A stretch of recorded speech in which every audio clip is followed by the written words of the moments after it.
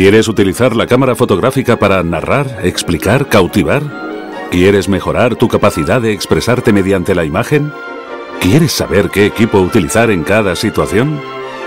Este es tu curso. Principios básicos que te explicaré en las siguientes clases. ¿Por dónde quieres empezar? No, en realidad este es el problema. Coide, que es un dispositivo que sirve para alejar o acercar las lentes de la película. Ajustando a esta distancia, tenemos la posibilidad de enfocar la imagen precisamente sobre el plano en que se encuentra la película o el sensor, influenciada por el color del sujeto, porque dependiendo del color absorberá una parte de luz y devolverá más o menos de esta, y entonces con nuestra cámara de fotos tendremos una medición distinta respecto al exposímetro de luz incidente. Ten en consideración de todo hemos notado y que en la foto son visibles.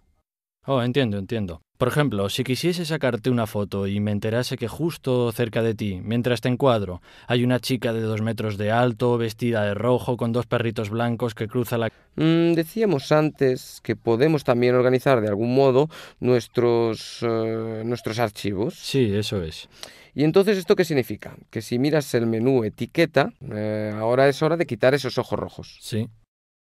No veo la hora. Vale, ampliemos un poco más.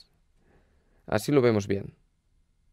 Bueno, las herramientas no se pueden ubicar. Eso se enfocaba girando el anillo de enfoque del objetivo, pero en el interior del objetivo se tenía en primer lugar una pareja de prismas en forma de cuñas, que prácticamente era un dispositivo que separaba la imagen en 2 partes y tú, girando el anillo de corrección rápida. Agrandamos la imagen un poco, de modo que podamos ver mejor. Habíamos dicho que este instrumento no tiene necesidad ni mucho menos de coger una muestra de otra parte, mientras que basta solo con hacer un clic sobre la imagen.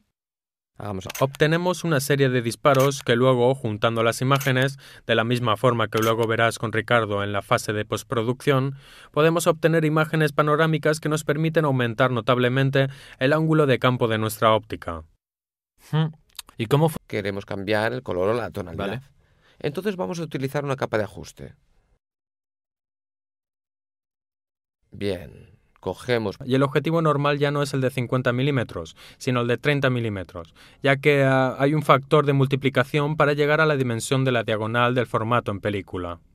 Entonces... Y también el cine. El cine italiano nació en Turín. Otros exponentes piamonteses, como Secondo Pia, también... Es el que fotografió la síndone y descubrió que se trata de un negativo. Sí, y digamos, por lo menos al principio es más fácil de utilizar la luz continua, porque nos permite valorar el efecto que esta iluminación producirá sobre nuestro sujeto, dónde caerán las sombras y también qué tipo de movimiento, porque debemos movernos del lado opuesto respecto al que vemos en el visor acodado de la cámara.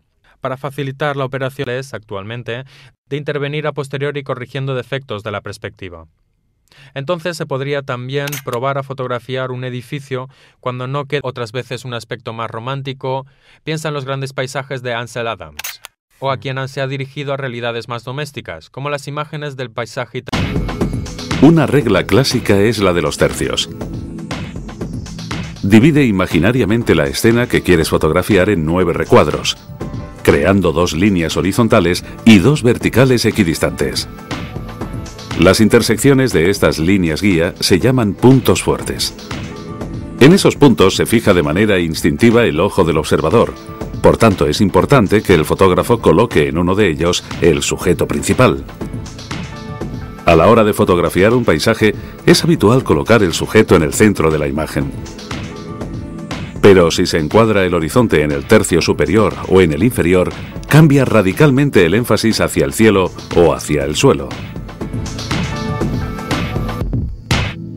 En cambio, al mover el sujeto a la derecha o a la izquierda y dejar el horizonte en el tercio inferior, se obtiene una eficaz composición en influye, por tanto, en el aspecto final de una fotografía. Para entender el funcionamiento, piensa en la cámara como si fuera una ventana. Puedes decidir cuánto abrirla y cuánto tiempo estará abierta. La amplitud de la apertura se regula mediante el diafragma. El tiempo de apertura se regula con otro mecanismo, el obturador. Tanto el diafragma como el obturador determinan la cantidad de luz que llega al sensor.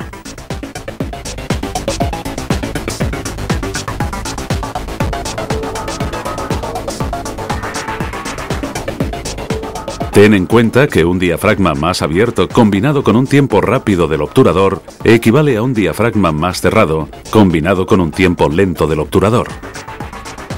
Para regular la exposición se utiliza el exposímetro, que se encuentra en el interior de la cámara. En modo automático, la cámara configura autónomamente los tiempos y los diafragmas. El resultado es una fotografía.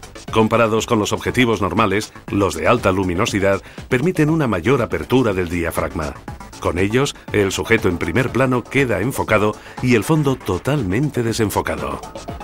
Campo el que determina la clasificación de los objetivos en 3 categorías. Los gran angulares tienen un amplio ángulo de campo. Así, el sujeto se ve más pequeño, ya que en el encuadre se muestra una porción más amplia de la imagen. Los teleobjetivos tienen un ángulo de campo mucho menor, y en el encuadre aparece solo una parte del sujeto que de esta manera resulta más grande. Los normales permiten reproducir una escena con una perspectiva parecida a la que ve nuestro ojo. Fíjate que en máquinas digitales distintas, utilizando el mismo objetivo, las distintas dimensiones de los sensores determinan una variación del ángulo de campo.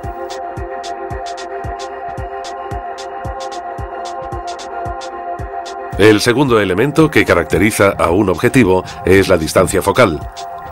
Se trata de un valor en milímetros que indica la distancia entre el centro del objetivo y el plano del sensor o de la película. Normalmente se utiliza el valor de la distancia focal con referencia al formato de 24 por 36 milímetros, el estándar de